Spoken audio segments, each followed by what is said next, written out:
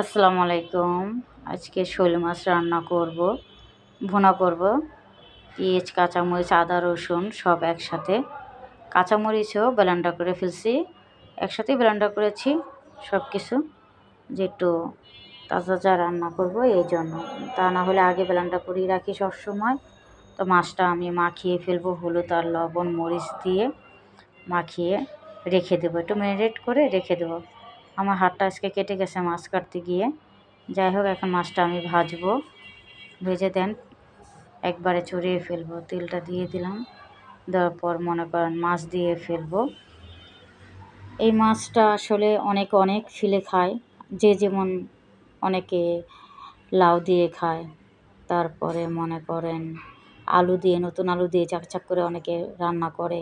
যে যেভাবে রান্না করে আসলে সব কিছুই মজা লাগে, রান্না করলেই মজা। আমি সবসময় একটা কথা বলি, সবার ক্ষেত্রেই বলি, যে যার রান্না তার কাছে ভালো।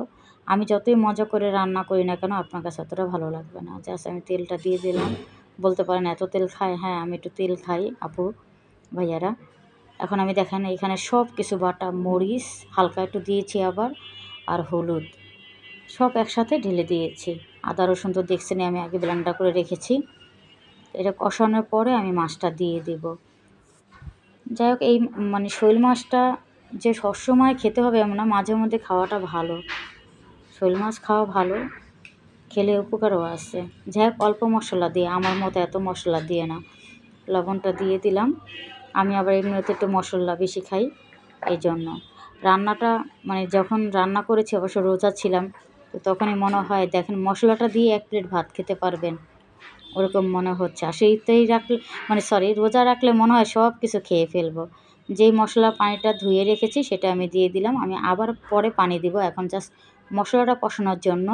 আচ্ছা, মশলাটা হয়ে গেছে কষানো, তারপর আমি মাছটা দিয়েছি। আর আরেকটা কথা, মাছটা আপনারা হালকা ভাজবেন। কেউ কাঁচাও রান্না করতে পারেন, একেবারে না ভেজে, হালকা না ভেজে। আমি একটু হালকা ভাজছি, জানি আমার মেয়ে খেতে পছন্দ করে, এই জন্য। দেখেন আমার তরকারিটা একেবারে শেষ পর্যায়ে হয়ে গেছে। এখন আমি পানি দিয়ে দিব। পানি দেওয়ার পরে আমি একটু জিরার গুঁড়া দিয়ে দিব, তাও পরে আবার ধনিয়া পাতাও দিব, জাস্ট ঘ্রাণটা হওয়ার জন্য। দেখেন তরকারিটা কত সুন্দর কালার হয়েছে। এই যে জিরা গুঁড়োটা আমি দিয়ে দিলাম। জিরা গুঁড়া দিলে কি হয়, কালার একটু সুন্দর আসে, ফ্লেভারও অনেক সুন্দর, তারপরে খেতেও অনেক মজা। এক কথা অসাধারণ।